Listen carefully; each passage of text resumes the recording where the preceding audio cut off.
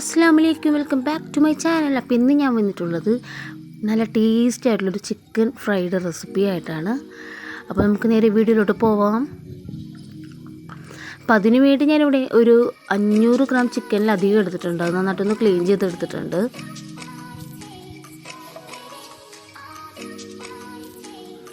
ഇനി നമുക്ക് ഇതിലോട്ട് ആവശ്യമായിട്ടുള്ളത് ജിഞ്ചർ ഗാർലിക് പേസ്റ്റ്.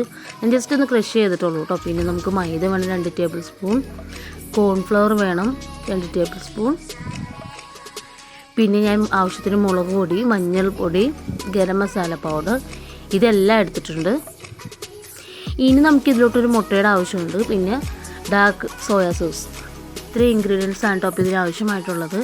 അപ്പോൾ നമുക്കിതെങ്ങനെയാണ് റെഡിയാക്കുന്നത് നോക്കാം. അപ്പോൾ ക്ലീൻ ചെയ്ത് വെച്ച ചിക്കനിലോട്ട് ജിഞ്ചർ ഗാർലിക് പേസ്റ്റ്,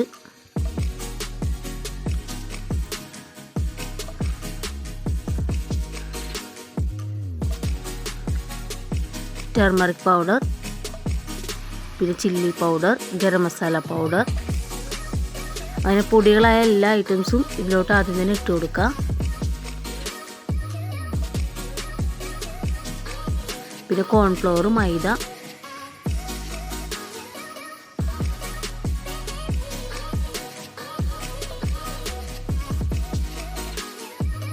കോൺഫ്ലവറിൽ ഞാനൊരു ടീസ്പൂൺ അരിപ്പൊടിയും കൂടി മിക്സ് ചെയ്ത് വെച്ചതാണ് കേട്ടോ. അത് ഞാൻ പറയാൻ വിട്ടുപോയതാണ്. പിന്നെ നമുക്കിതിലോട്ട് കുറച്ച് ചില്ലി ഫ്ലേക്സും കൂടി ആവശ്യമായിട്ടുണ്ട്. 1 ടീസ്പൂൺ ചില്ലി ഫ്ലേക്സ് ഇട്ട് കൊടുത്തിട്ടുണ്ട്. പിന്നെ ആവശ്യത്തിന് ഉപ്പും കൂടി ആഡ് ചെയ്ത് കൊടുത്തിട്ടുണ്ട്. ഇനി നമുക്കൊരു മുട്ട ഒഴിച്ചു കൊടുക്കാം. അപ്പം അതും കൂടി ഇട്ട് കൊടുത്തിട്ടുണ്ട്. ഇനി നമുക്ക് സോയാ സോസും കൂടി ഒഴിച്ചു കൊടുക്കാം. അതൊരു ടേബിൾ സ്പൂൺ മതിയാവും.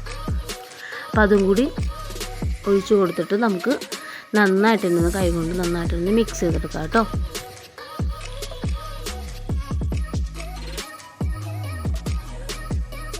അങ്ങനെ ഞാൻ എല്ലാം കൂടി നന്നായിട്ടൊന്ന് മിക്സ് ചെയ്തെടുത്തിട്ട് നമുക്കൊരു 1/2 hour ഒന്ന് റെസ്റ്റ് ചെയ്യാൻ മാറ്റി വയ്ക്കാം.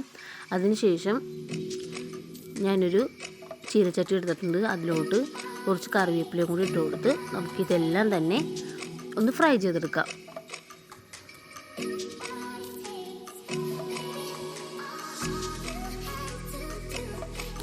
ഈ ഒരു രീതിയിൽ ചെയ്യുമ്പോൾ നമുക്ക് നല്ല ടേസ്റ്റിന് കിട്ടും കേട്ടോ.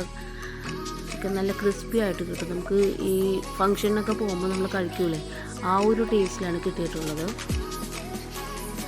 അപ്പം നന്നായിട്ടൊന്ന് മുരിഞ്ഞു നോക്കുക കേട്ടോ. നന്നായിട്ടൊന്ന് ഫ്രൈ ചെയ്തെടുക്കുക. ഈ ടൈമിൽ ആ കറിവേപ്പിലയുടെയും ആ മസാല എല്ലാം കൂടി മിക്സ് ആയിട്ടുള്ള ആ ഒരു സ്മെല്ലല്ലേ, ഒരു രക്ഷയില്ല കേട്ടോ. നല്ല സ്മെല്ലാണ്. ചിക്കനൊക്കെ നന്നായിട്ടൊന്ന് ഫ്രൈ ചെയ്തെടുത്തിട്ടുണ്ട്. ഇനി നമുക്കിത് ഒരു സെർവിങ് ബൗളിലോട്ട് മാറ്റാം. അപ്പോൾ ഈ രീതിക്കൊന്ന് ട്രൈ ചെയ്ത് നോക്കാത്തവരുണ്ടെങ്കിൽ തീർച്ചയായിട്ടും ചെയ്ത് നോക്കും കേട്ടോ. എന്തായാലും ഇഷ്ടപ്പെടും. അപ്പോൾ നമുക്ക് നെക്സ്റ്റ് വീഡിയോയിൽ കാണാം. Till then okay, by.